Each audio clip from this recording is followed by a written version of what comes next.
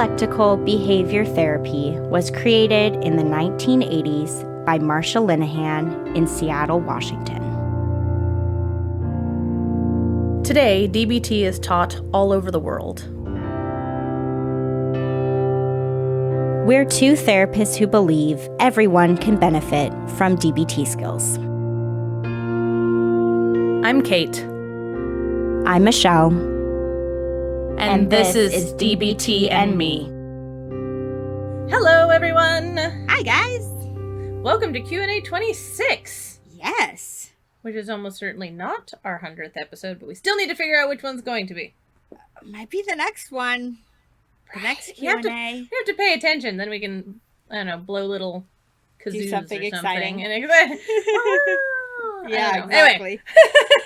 Anyway. But so far we're on Q&A 26, not yet our 100th episode. And yeah, Michelle's going to start us off today. Yes.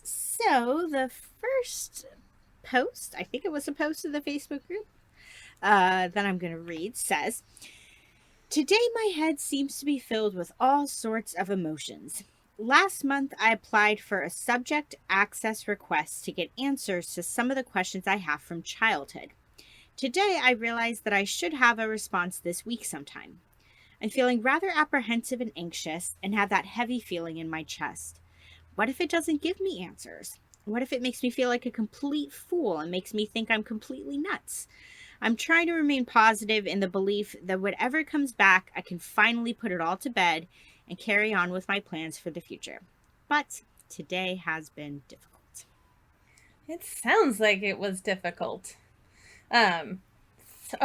Just as a brief aside, Michelle, I just thought you'd laugh. Looking through, I don't know that I think I am playing the role of you. I did not talk about too many DBT skills in my responses to stuff for this Q&A. So, and now there's sirens. Please appreciate the beautiful wail that are the sirens of my neighborhood. Anywho, I wanted to start off by saying to this listener that I thought they were doing a really good job of allowing for space for multiple different emotions at once.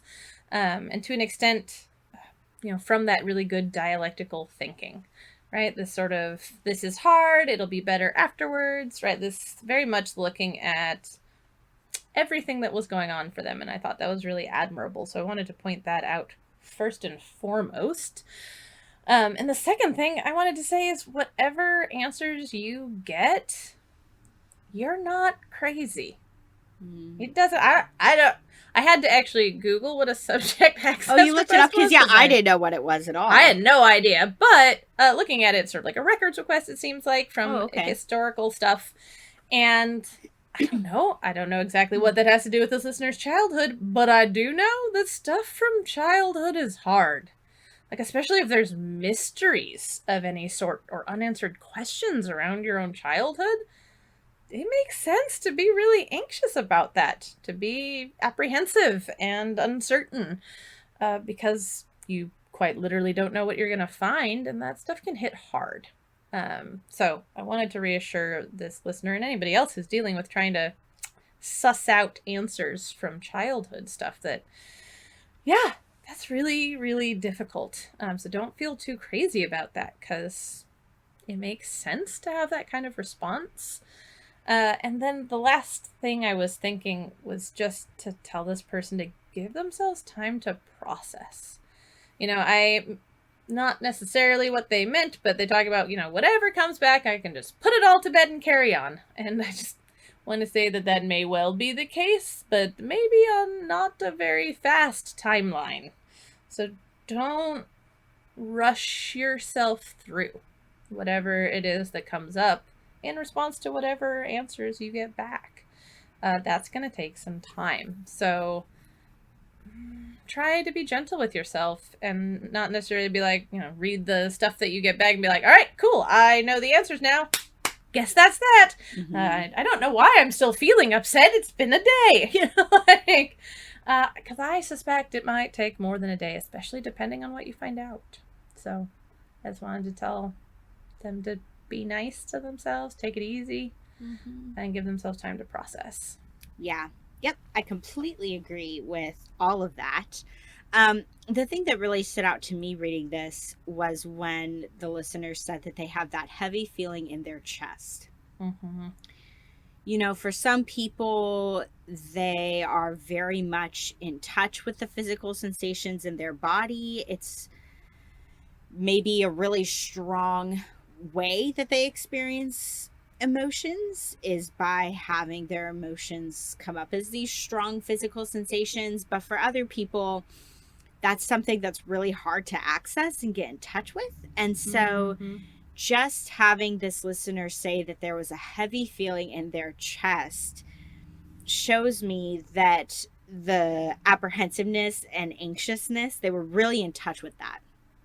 Yeah. And as I've mentioned before on the podcast, with this practice of focusing that I do personally and that I've been trained in how to kind of guide people through, I mean, starting with a physical sensation is a great place to begin in terms of getting information about what you're feeling and in terms of self-soothing. Because when you can access a physical sensation, then what you can do, if you'd like, is just sit with it. Don't try to change it. Don't try to make it go away. Just sit with it and just kind of maybe see or ask, you know, what information can be shown to me from this heaviness in my chest. You may, like if you close your eyes and really sit with it quietly like that, you may notice memories coming up for you. You may see just kind of mental images coming up for you or notice other emotions that arise. But just letting that heavy feeling be there rather than trying to shove it aside and keep going. I mean, there could be so much benefit to that. So I was just really impressed that that listener was able to access that and name it. You know, I think a big thing here is going to be a lot of radical acceptance around whatever those answers are. And radical acceptance, you know, Kate, I think you were kind of touching on this in your response, right? Of like, that idea of putting it all to bed, maybe it'll go that way, but maybe it won't. Radical acceptance is a process. And getting these answers may start this process of radical acceptance for you. If you find out some things that you really weren't expecting to find out from these results, yeah, radical acceptance is going to be huge moving forward. And the other thing that actually kind of stood out to me, sometimes, right, we take these notes on Q&As, but then we actually read them out loud, and then I'll hear like Kate's responses, and then new things come up for me that I didn't notice before. The other thing that I think feels important is when this listener says, what if it makes me feel like a complete fool and makes me think I'm completely nuts? Well, if you notice thoughts like that starting to come in, check the facts may be a good skill to go to also. Chances are you are not a complete fool and you're not completely nuts. So those may be kind of initial gut reaction sort of thoughts reading through, especially if, again, the information is information you were not expecting. However, I would guess that that's not grounded in fact. You know, those thoughts might not have a whole lot of basis in reality. Those might have more basis in emotion mind. So that may be something to turn to also, is if you find yourself really reeling after these results, doing some check the facts might help as well if needed. So makes sense. I like it. Yeah. All right, on to the second one. This one says, hey guys, I've been struggling with mood disorders, self-defeating behaviors, and misery most of my life. I was advised to take a solo BPD treatment by my doctor. I don't know why I'm stumbling over my words today. I had a group one 5 years ago and it was a disaster. Would you still recommend this method? I'm in a lot of pain these last few days and basically would try anything to feel better. Thank you in advance. Yeah, so I'm pretty sure what this listener means when they say solo BPD treatment is basically doing individual DBT. I hope so, because I realized in reading it out loud just now that I'd totally read it as DBT earlier, and my entire answer is also predicated on that. So, okay, listener, if we fuck this up 6 ways to sideways, please let us know. Yeah, we hope that's what you mean. Because DBT can be delivered individually or in a group format, right? Sometimes people do one or the other. Sometimes people do both, right? You have a group that you go to once a week, and you have an individual therapist that you meet with once a week, side by side. So DBT can be delivered in a lot of different ways. Here's the thing though, no matter what, whether you're doing it one-on-one with a therapist or whether you're doing it in a group, the skills are the skills are the skills are the skills. Like, no matter what, you're still going to be learning and practicing the same skills. And every practitioner, every clinician is a little bit different because we're all, our own individual selves in terms of how we teach DBT and how we format that. But just to share a little bit of how I do individual DBT with people, basically, we start off session with checking in about their diary card or their homework for that week. We spend, not too much time, 10-ish minutes on that, maybe 15. And then we move into talking about a skill for that week. I really only do a lot of teaching of the skill if someone has not already gone through a skills group. So if they're kind of learning the skills from scratch, I'll teach the skill and talk about it for like the next 15 to 20 minutes. Then we'll have them practice it in session or do a bit of a discussion around it for about another 15 or 20 minutes. And then we wrap up with kind of what their homework is going to be for that week. It's a lot crammed into a 50-minute therapy session. But that's kind of how I structure it. And that's not horrifically different from how Kate and I structure our groups. Groups start off with a homework check-in and then move into us teaching a skill. And then we have our group participants practice the skill in some way. So it's kind of the same idea. But here's the thing about some of the benefits of doing individual DBT. Basically, you get that one-on-one attention, especially because you've done a group, you're listening to the podcast, like you may already have a pretty good knowledge of like what these skills are. So you might not need a whole lot of teaching time in doing individual therapy. So what that means is that during that 50-minute therapy hour, rather than rehashing what is this skill, what does it stand for, what the acronym and that kind of a thing, you and your therapist can really dive in and talk about how are you using this skill, or what gets in the way of you using this skill. What do you like about it? What do you find challenging about it? And the two of you can really problem solve if there's something about that skill that makes it hard for you. One of the downsides of group, even though Kate and I really do our best with the groups that we teach to like answer everybody's questions as they come up, some nights we just don't have time. We just don't. So sometimes we have to, we'll try to, if it's a night where people have a lot of questions, we'll have to kind of try to, we'll tell people, okay, we're going to write down your question. We're going to answer it at the start of group next week, or we'll text with people or do a call with people if needed. It doesn't come to that very often, but the good news is that with this being your 50-minute therapy hour, you can ask the questions that you have. And again, just have it really individualized so that your therapist is understanding how these skills work or do not work for you, and you can get a little more insight. I also want to say I'm really sorry your group experience was a disaster.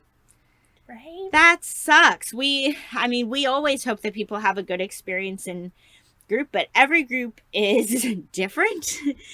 And different people are in different places with their mental health, and there can be a lot of factors that influence whether a group is cohesive or whether it's not. So I really hope that you'll have a better experience doing individual therapy, but my long and short answer to your question of like, would you still recommend this method? Absolutely, I would. I think there could be a lot of benefit from doing DBT individually. So that's what I say. What about you, Kate? Well, honestly, I don't have a huge amount to add. That covers a lot of sort of the groundwork thoughts that I would want to get across. I guess the first thing that just stood out for me that wasn't, and I get it, a lot of these things are posts or other things that, you don't want to just yak in forever, but the listener didn't really talk about what was disastrous about the group. And so the question I had was like, what about it was disastrous? What didn't you like? Because I think that's going to have a huge amount to do with the recommendation. Without knowing that, I would definitely still recommend solo DBT, because it's such an effective, it's a wonderful treatment for BPD, literally designed for it. On the other hand, if the thing that made it disastrous was the DBT skills themselves. Yeah. As you said, the skills are the skills are the skills. Now, on the other hand, I suspect that's not it, because it'd be a little weird that someone was listening to the podcast if they just hated the skills themselves. Yeah. Right? But so, whatever it was that you didn't like, listener, I would kind of apply that and listen to what Michelle was just talking about how groups and individual work can differ and things like that, and think, okay, are the things that I didn't like sort of addressed just by switching from a group atmosphere to a solo atmosphere? Or, I don't know, depending on what you didn't like, would they be made worse by going from being one in a part of a group to being the only person, right? So, like, is that focused individual attention something that you didn't like, right? Mm-hmm. So, I don't know. Without knowing the what of what made it disastrous, my thought is damn near identical to yours, Michelle, about the recommendation, etc. But the only thing I would ask that person or anyone else who's pondering this kind of question to think about is, really, what didn't you like? Right? Not in a like, well, what didn't you like kind of way, but just, actual introspection, kind and gentle, like, okay, what made that hard for me, or icky for me, or terrible for me? And then see whether those elements are likely to be present or not in a solo thing, right? Was it just I hated the person who led the group? In which case, I think you're golden. As long as you don't have to work with that person as an individual. Mm-hmm. You have a pretty decent chance of having a different human being be the person who's leading the group. So, yeah, just think about what you didn't like. Mm-hmm. Yeah, that's a good question to ask. Okay. The next one says, my first year of DBT, I don't even have a word for how dedicated I was to my diary card. I'm now 1.5 years in, and I want absolutely nothing to do with them. How can I find some inspiration to fill them out again? My therapist has me do them in session when I don't do them, but even then, the motivation is not there. That makes sense to me. Mm-hmm. But I know that it's funny, because in a different episode that we were recording, I was just talking about how routinized I can be, but also anything can become boring. Like, just anything can become boring. And so the first thing I wondered was, what motivated you in the first place?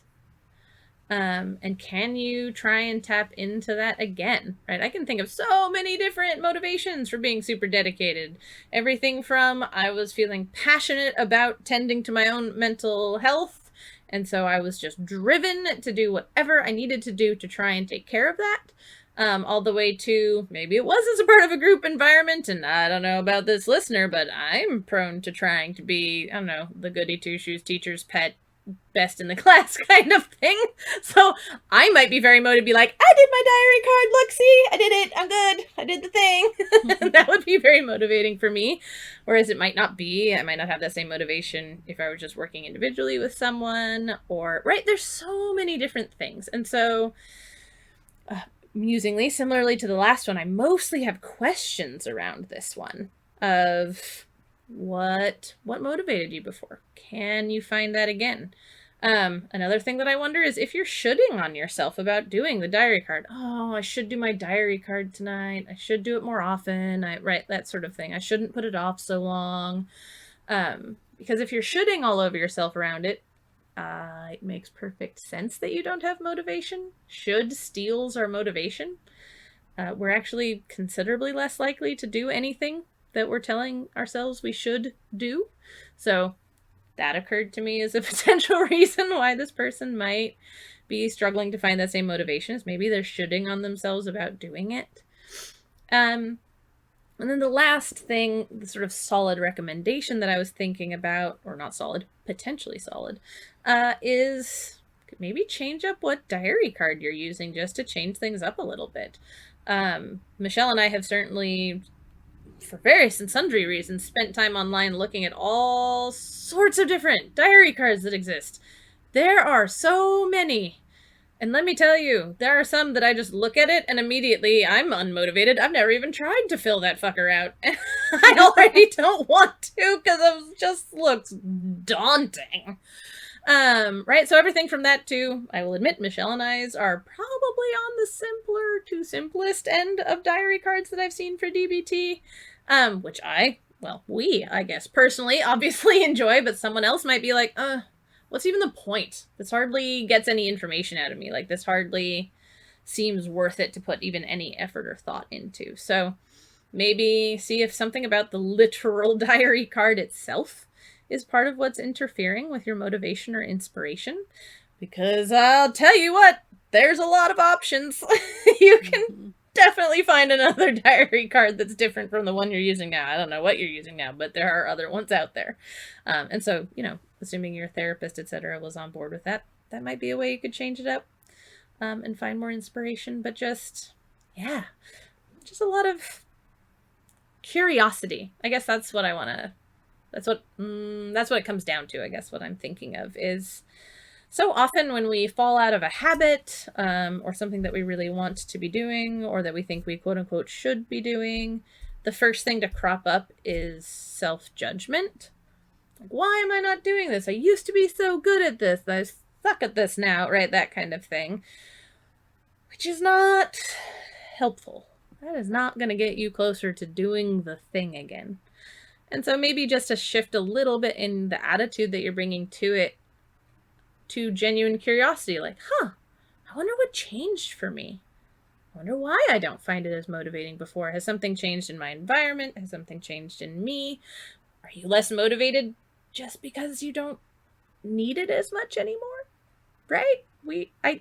Maybe you've just gotten so integrated with your DBT skills that it seems weirdly pointless to have to fill out this damn piece of paper when you're utilizing them every day anyway. I don't know. But just this idea of curiosity and a lack of judgment. And I think you might be surprised by your ability to find out kind of your own answer to the question. So long as you're being kind and curious towards yourself. Which is, again, in no way DBT related, because I apparently didn't want to mention almost any DBT skills this time. I'm not going to mention them either. No skills here. But I do want to reference the episode we made. I don't remember when. I don't know the date that we released it, but I did look up the title of it. The episode titled How to Use DBT Skills in Daily Life. I would recommend listening to that if you haven't already, because in that episode, we specifically talk about some of the challenges that come up with using skills. We talk about diary cards. We talk about lack of motivation to use skills. Now, I don't know what applies specifically to this listener here. I mean, my sense in reading this, it could be off base, doesn't sound like there's a struggle with the skills themselves. It's a struggle with the diary card specifically. Yeah. And we do talk about diary cards in that episode because sometimes people struggle to remember to fill them out or, to feel that motivation. But I don't know. I'm going to try to not get up on too much of a soapbox here, but I'm probably going to anyways. And my soapbox here is that you have been doing DBT for 1.5 years. You are not new to being in a DBT program. You're not. Diary cards can be hugely important when people are just starting out. The reason why is because there's a lot of material that you're learning pretty quickly. You know, you're learning at least one skill a week. And the whole point of a diary card is to help you remember and recall the skills that you've learned and to kind of hold you accountable to make sure that you're implementing them in your life. And somebody who's new to a DBT program and is learning these skills for the first time, that's pretty needed. That's why the vast majority of DBT programs, not all, but the vast majority use a diary card. You, listener, are a year and a half in. So I kind of think of it this way. Sometimes I compare the realm of substance abuse with the realm of mental health because there's certain similarities there. Somebody who is fresh in sobriety, they might attend a 12-step meeting every single day or multiple times a day because that's what they need in early recovery to maintain their sobriety. You will be hard-pressed to find somebody who, say, has 20 years of sobriety under their belt and is still going to a meeting every single day. Perhaps, but that person at some point likely decreased how often they were going to meetings. Now, maybe they only go once a week. Maybe they only go once a month. They're more established in their recovery, and what they really needed in the beginning, they don't need as much now. They've probably found other things to rely on to help them maintain their sobriety. So the reason why I bring that up here is because I think, as I was saying, that diary cards are hugely important in the beginning of learning DBT. And also, you're not meant to fill out a diary card every day for the rest of your life. Sorry. That's just my take. Again, if some people really want that and feel like they need that and feel like they benefit from that, oh, by all means, then do it. If it's a really helpful tool for you that you want to keep up doing. But I think it also makes sense to decrease the use of a diary card over time, especially if you find yourself regularly using skills and remembering skills, and it feels like DBT is just kind of a part of how you're living your life. I don't know if you necessarily need a diary card any longer to, hold you accountable in that way. And no shade on your therapist for making you do one when you don't do them. There are a lot of DBT therapists out there who, I don't know, I'm trying to think of how to explain it, but I feel like they can really rigidly cling to like the fidelity of DBT. So kind of this idea of this is how DBT was designed, this is how it is meant to be. The letter, not the spirit. What'd you say? The letter, not the spirit. The letter of the law instead of the spirit of the law. Oh, I get what you're saying. Yeah. And so it's kind of this idea of like when you're a therapist and you're getting trained in DBT, a lot of the, messaging that you receive is about the importance of accountability, is about the importance of a diary card.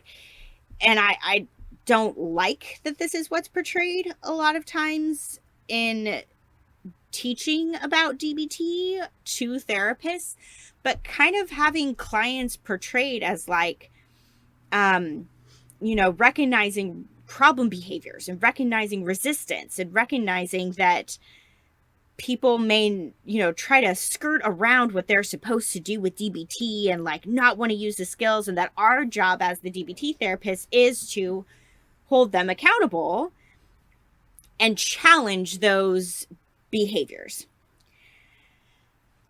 Again, I don't get the sense that that's what's going on for this listener. I really don't.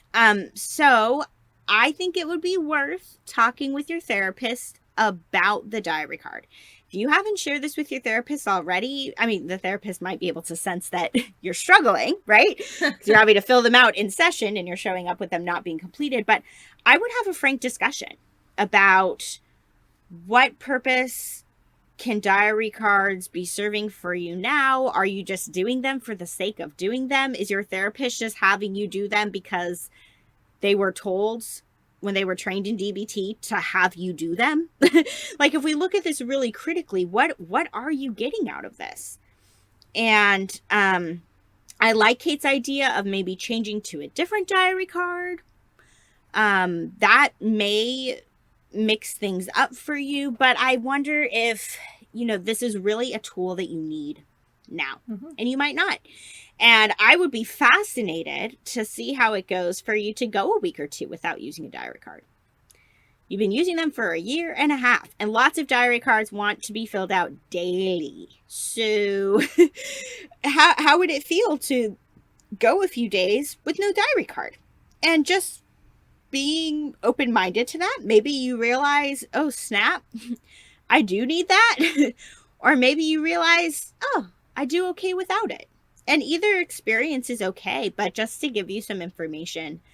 So, yeah, I don't know. I kind of more or less support you and maybe not needing a diary card anymore is what I'm getting at. Michelle the Rebel. This is not a Michelle I'm as familiar with.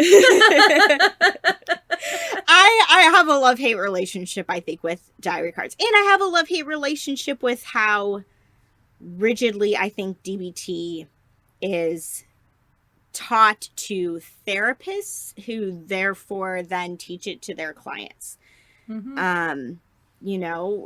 It doesn't have to be, like you were saying, Kate, like by the letter all the time.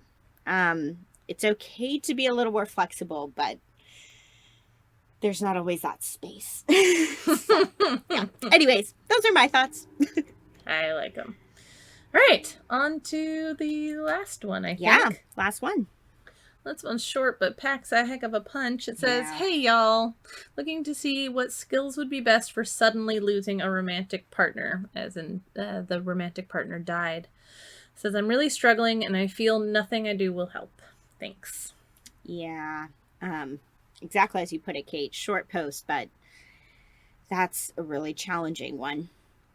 The first thing that came to mind for me, again, this has nothing to do with DBT, but is a book recommendation. And the title of the book is It's Okay That You're Not Okay. The author is Megan, I don't know if you say it Divine or Devine, but I would highly recommend reading that book. I recommend it if you've experienced any kind of loss of someone that you loved, but specifically for this listener, Megan, the author, lost her romantic partner suddenly. So, of course, every situation is different and has its own intricacies and things like that, but that might especially bring this listener some comfort, is that the author also went through the same type of loss, you could say. The reason why I like the book is because it really is very dialectical throughout, in the sense that it talks about how this, death is the most tragic, awful thing that doesn't really ever get better. And also, how can you be in that place while finding ways to take care of yourself? Like that kind of a thing. So if I really boiled that down, it talks about how much this sucks and how it can suck less, essentially. And she balances that beautifully because she's been there. So great book to read. In terms of DBT stuff, a lot of this, which again it is kind of recommended in the book too, but is really about being mindful of your emotions. You are going to have some days that feel better and some days that feel worse. And better doesn't mean good. I think Kate and I say that sometimes, right? But you may have some days where you're functioning at 5%, some days where you're functioning at like 15%. Okay, let's be curious about that. And again, kind of notice what might make one day different from the next. If you have a day where you are feeling a little bit better, really try to tune into that. of what might be factoring into that, whether it's something internal within yourself for what you're feeling or experiencing or thinking about, or if it's something external that happened that lifted your spirits ever so slightly. Just noticing. And mindfulness, I think it's really hard when you're in the midst of grief, especially like Megan talks about this idea of like deep grief, right? So deep grief is kind of when you are just reeling from the fact that this person is gone, and can last up to 2 years. So that's going to be really hard, because there's going to be some days where you're just going to feel like a zombie. And tuning into how you're feeling is going to be very difficult. But if you can get to that place of noticing and tuning in, that will serve you, I hope. The other thing is to really try as best as you can, while also being super kind to yourself, to practice please. Lower the bar. Lower the bar a lot for what it's going to look like. But again, it might be, okay, I ate twice today. Yesterday, I didn't eat at all. Today, I got up and I went out to check the mail, whereas I haven't really moved from the couch in 3 days. Right? So what please looks like is going to look different when you're in grief, for sure. You know, it might be like, I only woke up 3 times in the night instead of 7. Those kinds of things. But if you can find little ways to really try to tend to your physical body, that will help you as you're in the grief. It's not going to make it go away. It's not going to make it stop. But the hope is that it will help you get through it with a little more ease, if you're able to, as best you can, try to get sleep, try to eat, try to move your body. By all means, please be aware of and noticing if you're falling into using substances. Again, it's all so natural. No judgment there, because it's incredibly common. And also, it's something that could potentially lead you down a path that you might not really want to go down as you're trying to cope. And I wouldn't, this is common, I think, with grief, that we feel it in our bodies, right? More headaches, more likely to get sick, more likely to experience physical pain. So tending to that in the way that you need to. Just being really kind and going really slow with yourself is overall what I recommend. Yeah. I normally in notes I'll put things like just saying empathize or something when the first thing I want to say is something empathetic, and I went to go type that in today and realized that I can't, that the best I can offer is sympathy, because I've never been through this kind of loss, but all of the sympathy, just all of it, because I cannot imagine that kind of sudden loss. That all said, just because this person was seeking specific skills, the temptation is to say almost the entirety of the distress tolerance stuff, right? Because this is precisely what that's for. But instead of just being like, cool, bye.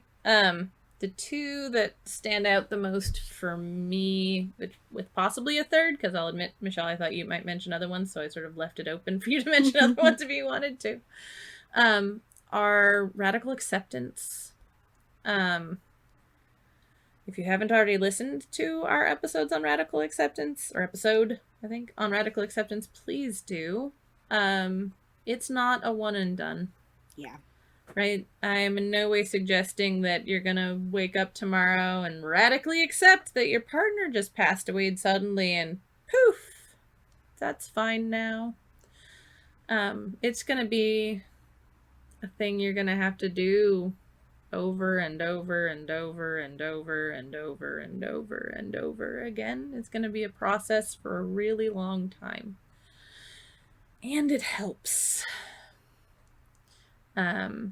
Right? You can't, it's not going to make you stop hurting, but there's a different flavor to pain when you're still fighting what's real, as opposed to allowing yourself the pain of what's real. And my experience is that healing comes much more easily in the place where you're from a radical acceptance place. If you're still fighting reality, it's awfully hard to heal from the wound reality has caused. And so radical acceptance, I think, is so fucking hard and equally important. In situations like this, in many ways, the worse the thing, the more important radical acceptance becomes. And this is a real bad thing that this person is going through. And then second to that would be self-soothing. Michelle was talking really beautifully about how many different ways grief can show up, including in the body. And also, I don't know that you were necessarily mentioning this, Michelle, but I think that a couple of different things like grief can show up in the body in all the ways you were talking about. And also for some other people, grief can really disconnect you from your body. Yeah, definitely. And self-soothing in its own way kind of addresses both of those, right? It can help to tend to your body in a way that might help soothe some of the literal physical suffering that you're going through because of the grief. It can also be kind of a gentle invitation back into your body. As a sometimes more accessible way to take care of yourself also, because grief can really fuck up our heads, right? And so more brain-oriented skills, or just even trying to think hard about much of anything, can be incredibly difficult, especially in that like initial super intense grief. But your body is still there, and you might be able to take care of yourself. Michelle talks a lot about bottom up, top down, right? You might be able to access bottom up self-care before you can, access top down self-care. And so that's why I think of self-soothing as being the other go-to. Since Michelle didn't mention them, I will just put out there that, accepts and improve can also help, because Lord knows people who are suffering as much as, this listener sounds like they may be, like, give yourself some breaks if you can get at all distracted. If there's anything not explicitly unhealthy, says the woman with the history of self-harm, if there's anything on the healthy side of things that can distract you, allow yourself that. Right? You're not dishonoring your partner by being distracted for a while.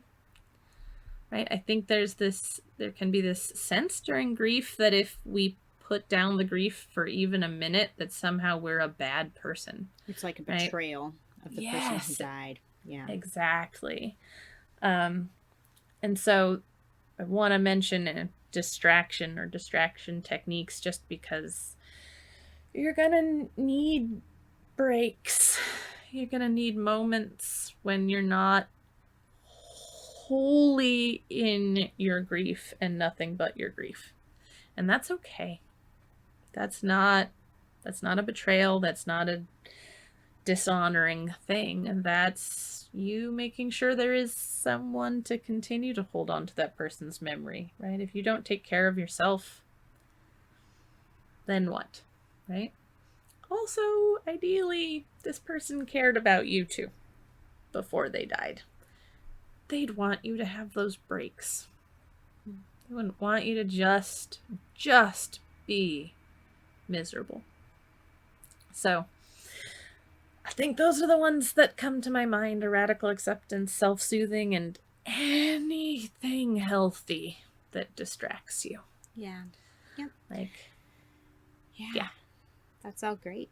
The other thing I also thought of when you mentioned a radical acceptance episode is that we do also have the episode, I think we just titled it Grief and DBT. Probably. Something like that. Yeah. So even though, Kate acknowledged that she hasn't experienced the sudden loss of a romantic partner, I have not either experienced the loss of a current romantic partner. My ex-partner, who I was with for 8 years, did die suddenly in December, but I was not in a relationship with him at the time. So that is a very different experience than losing someone you're currently in a relationship with, like this listener did. So Kate and I both have not had this exact type of loss, but there may be something in that episode about grief and DBT that may be helpful for this listener too. So you can give that a listen also if you haven't already. Yeah. Yep. Okay. I think we're ready to wrap this one up. Yeah. Probably. So, if you guys have questions for us, you can either post them in the Facebook group if you're already a member there, or send them to us in an email, dbtmepodcast@gmail.com, and we'll be back soon with another Q&A. All right. Talk to you guys soon. Thanks, guys. To learn more about us and the DBT skills we're teaching each week, join our Facebook group. Simply log in to your Facebook profile and search for DBT and Me